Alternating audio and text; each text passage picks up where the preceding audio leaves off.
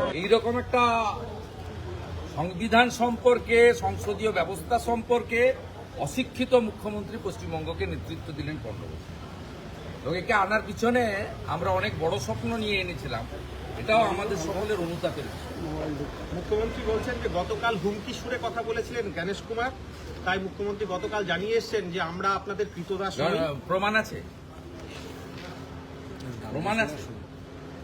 আর আমি যদি বলি গণেশ কুমার এবং ফুল ইসিআই বেঞ্চ তারা মুখ্যমন্ত্রীকে এবং তার টিমকে করকে দিয়েছেন।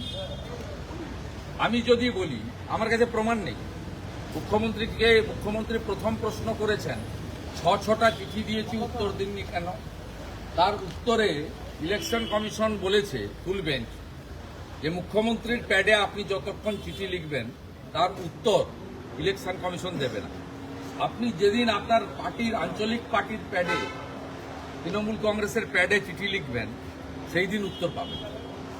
আমি যদি বলি ইলেকশন কমিশন মুখ্যমন্ত্রীকে প্রশ্ন করেছেন যে আপনি করেসপন্ডেন্ট নাম্বার হিসাবে আপনার প্রিন্সিপাল সেক্রেটারি গৌতম সান্যালের ফোন নাম্বার দিয়েছেন কেন।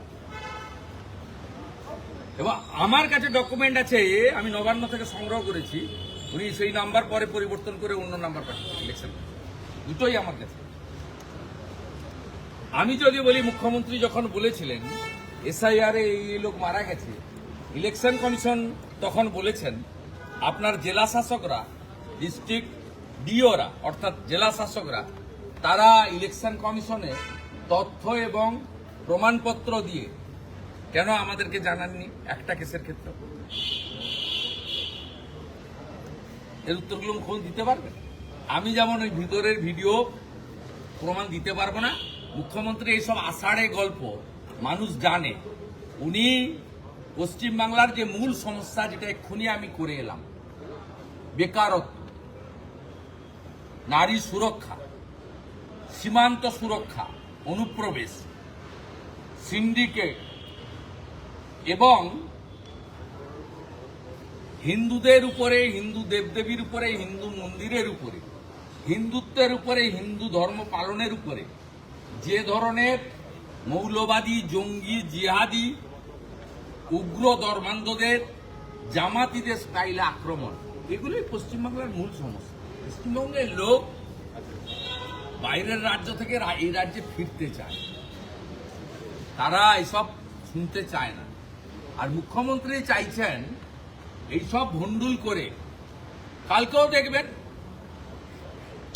উনি কোথাকার লয়ার, কি লয়ার আমি জানি না, কালকেও দেখবেন আরেকটা ড্রামা অপেক্ষা করছে, আরেকটা ড্রামা অপেক্ষা করছে। নতুন উকিল দেখবেন কালকে আপনারা, যার নাম ইতিমধ্যে পশ্চিমবঙ্গ হাইকোর্টের বার কাউন্সিলের লিস্ট থেকে বাদ দিয়ে দিয়েছে। কালকে দেখবেন আবার লয়ারকে দেখবেন, কোনো লাভ হবে না। উনার মূল এজেন্ডা হচ্ছে এইসব করে ঘেঁটে দাও, সুপ্রিম কোর্টে গিয়ে বলো যে নির্বাচন যথাসময়ে করতে হবে, এসআইআর তো ভণ্ডুল করে দিলাম, তাহলে 24-এর লোকসভা নির্বাচনের লিস্টাই করুন, যাতে মৃত থাকবে, ফেক থাকবে, সেখানে ডবল ট্রিপল এন্ট্রি থাকবে, বাংলাদেশের অবৈধ অনুপ্রবেশকারী মুসলমানরা থাকবে, বাবা মাজেদ তার 8টা ছেলে 3টা মেয়ে থাকবে, 4টা বউ থাকবে, তার নাম ভোটার লিস্টে থাকবে, তিনি সেই ভোটার লিস্ট নিয়ে আবার জিতে যাবেন। জিতে 11 সালে কাটাকে তাড়িয়েছেন, 16তে চাকরি বেঁচেছেন, 21-এ আরজিকর করেছেন, 26-এ হিন্দু শূন্য করে দেবেন, যে বাংলাদেশ ওপারের ইউনুস আর এপারের মমতা মিলে গ্রেটার বাংলাদেশ হয়ে যাবে, সম্পূর্ণ হয়ে যাবে। আপনি কি বলে গ্রেটার বাংলাদেশের রাষ্ট্রপতি হবেন মোল্লা ইউনুস, আর প্রধানমন্ত্রী হয়ে যাবেন খালা মমতা।